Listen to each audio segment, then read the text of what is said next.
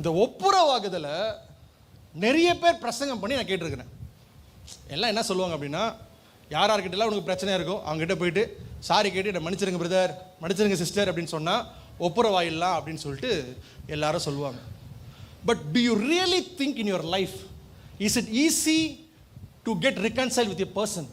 நீங்கள் அவங்க உங்களை ஹர்ட் பண்ணியிருக்கலாம், இல்லை நீங்கள் அவங்கள ஹர்ட் பண்ணியிருக்கலாம்.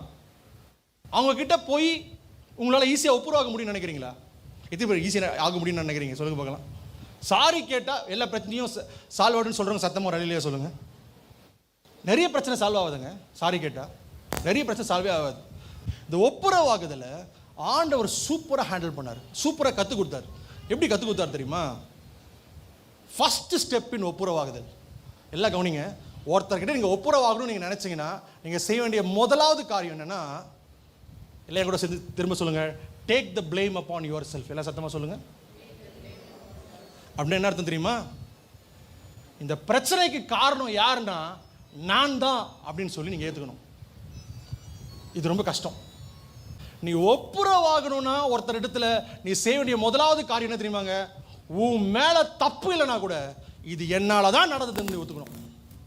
நீ கேட்கலாம், பிரதர் இதுக்கு தான் வேதத்தில் ப்ரூஃப் இருக்கு. யாருமே இல்லை, இயேசு கிறிஸ்துவும் இதை தான் செஞ்சார். ஹல்லேலூயா.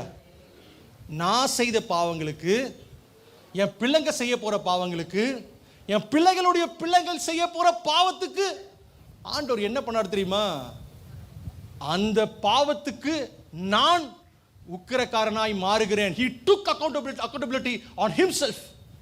அதனால தான் இன்னைக்கு பாவ மன்னிப்பை நம்ம ஈஸியாக அனுபவிச்சுட்டு இருக்கிறோம். If you really want to reconcile with someone, do you know one thing?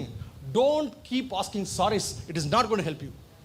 ஒப்புரவாகணும் அப்படின்னா நீங்கள் செய்ய வேண்டிய முதலாவது காரியம், take the blame upon yourself.